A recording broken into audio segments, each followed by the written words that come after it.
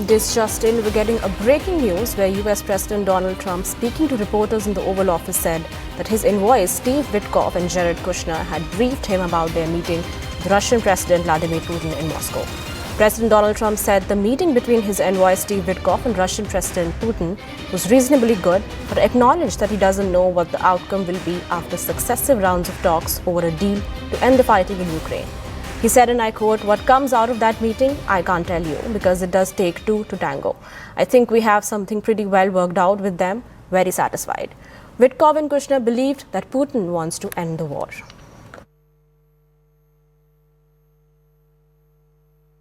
He would like to end the war. That was their impression. Now, whether or not,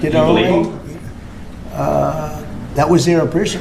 Their impression was that he would like to see the war ended.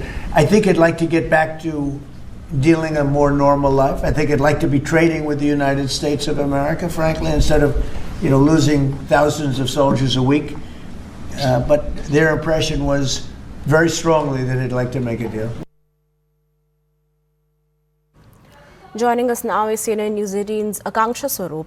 Akanksha, very good morning to you. And thank you for joining us. Now, given that the meeting was held without any direct Ukrainian representation, so does that negotiation being seen as the US and Russia are negotiating the fate of Ukraine?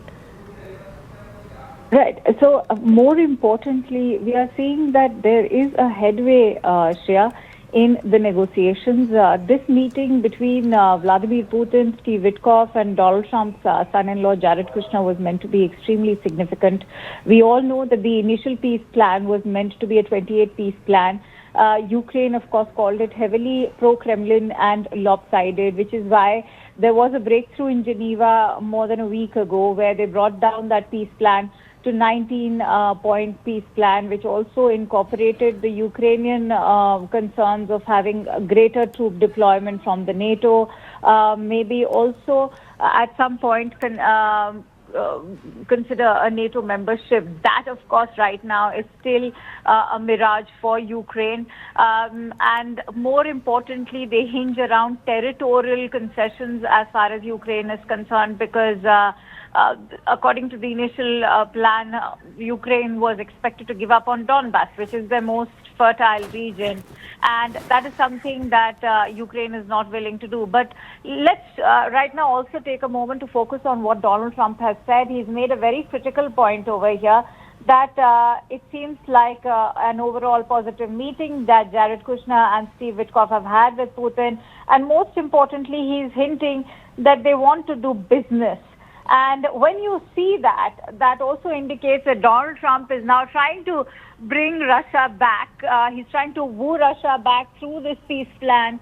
And maybe Ukraine could be that bargaining chip to bring them back into the overall economic dealings, because ever since the war was waged by Russia, we've seen how heavily they've been sanctioned. There's been a financial chokehold, whether it is to do with their banks. Most importantly, their oil trade has taken a huge hit, especially after the two Russian oil majors, Rosneft and Lukoil, got sanctioned. And so Russia is very aware and conscious of the fact that if this war in Ukraine is not put to an end as soon as possible, Russia could, in fact, its own dealings financially across the globe could be taking a hit, because most of its major partners are now under, say, heavy sanctions or tariffs, whether it is China or, say, India. And we are also in negotiations with the United States.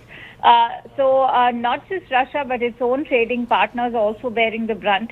And perhaps when Donald Trump says that they would like to do business is also an indication that Russia would want to get involved directly as far as the financial chokehold that is concerned. There have been, remember, restrictions imposed by the United States, whether it comes to even the tech and IT restrictions. Washington has barred the supply of U.S. software, IT services, and highly prioritized semiconductors to Russian firms. They are also trying to cripple their defense industry. 400 defense-related companies and individuals have been sanctioned, targeting Russia's military-industrial base. The global enforcement, if you look at, U.S. has expanded secondary sanctions to cover, say, countries and entities in China, Turkey, UAE. And so apart from just the energy revenue squeeze, you're looking at a host of ways that the United States is using to target Russia. And Russia also wants to sort of set itself free from these sanctions and maybe become part of an active global economy. Somewhere this is also Donald Trump's way of wooing Russia out of, say, the kind of what the U.S. looks at is clutches of China. And they, remember, are already working towards having a no-limit partnership as far as China and Russia are concerned. So we'll have to see how far the peace negotiations are able to go. It all begins with ending the war. Only then can Russia and the United States be back in good offices of each other. Right. Thank you, Akanksha, for putting things into perspective for us.